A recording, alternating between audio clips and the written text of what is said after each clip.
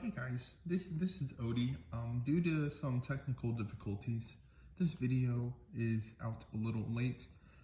So enjoy this video of me and cute dog sleeping in the sunlight to apologize. All right, guys, time for the Week 8 recap. As I sit here at my kitchen table, think about what I'm going to say for this intro, my mind just goes blank. As we all know, the number one RB in the whole NFL is Derrick Henry, and he's gone down with a foot injury and is probably going to miss the rest of the regular season. Let's just have a moment of silence for Alex as he deals with this terrible loss and travesty. But anyway, we did have a few things we're talking about happen this week, so let's go ahead and get into it. Also, Andrew, how about you and the Browns hold this L for me?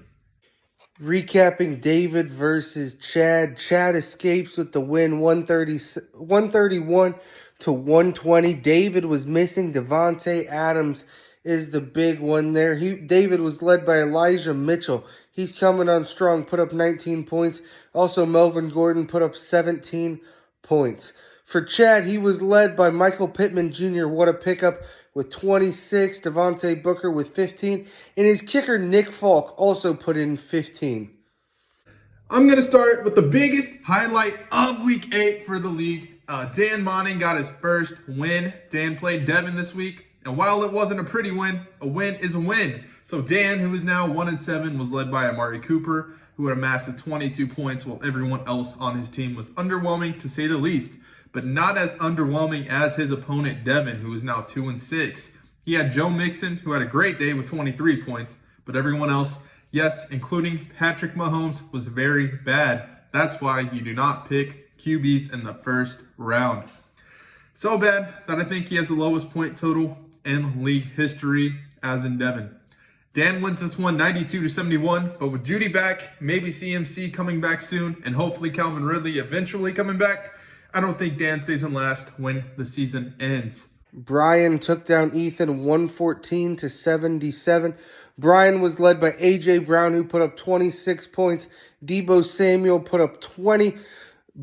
Ethan was led by Keenan Allen, who put up 16. Keenan Allen was Ethan's only player to score over 11 points. It's tough to win when you don't have secondary guys scoring in the single digits. All right, we now have our closest matchup of the week, and it was between Alex and Keegan. Alex, who is now 5-3 after this matchup, has unfortunately lost his running back one, Derrick Henry, for the rest of the fantasy season.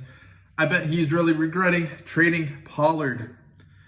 And also, he played Emmanuel Sanders, who put up a big fat 0. But Tom Brady with 33 and DK with 19 did give him a big cushion against Keegan, who had the highest score 2 weeks in a row. He was being led with big scores from Cooper Kupp, who had 21, Thielen with 17, and Kamara with 15. Unfortunately, the rest of his team could not keep up. Also, shout out to Kenneth Gainwell, who was supposed to have a big week with Miles Sanders out and ended up being the third string to Jordan Howard and Boston Scott. Eagles, why do you do this? Keegan falls to 3-5 as Alex wins 108 to 101. Andrew took down Dan Saw 150 to 88. Andrew is looking like a threat in our league. He is 6-2 currently. He was led by Joey Burrow with 26, Tyreek Hill with 21, Darrell Henderson with 21, and Brandon Cooks with 17. That's great depth there for Andrew. Dan Saw was led by James Conner and Chuba Hubbard, who both put up around 14 points in his loss. Last but certainly not least, we're going to end with a bang. We have Ryan versus Reedy, two of the best teams in the whole league going up against each other, which also led to the highest score of the week. Ryan gets the dub here, putting up a massive 163.36. He had Josh Allen, Najee Harris, Jonathan Taylor, Robert Woods, and Micah Carter, and Cole Beasley scored greater than 15 points in this massive showing, while his opponent, Austin Reedy, put up a respectable 134, with 5 players putting up more than 15 points as well, such as Matthew Stafford, Cordero Patterson, Aaron Jones, Chris Godwin, and Tyler Lockett. Both teams now become 6-2.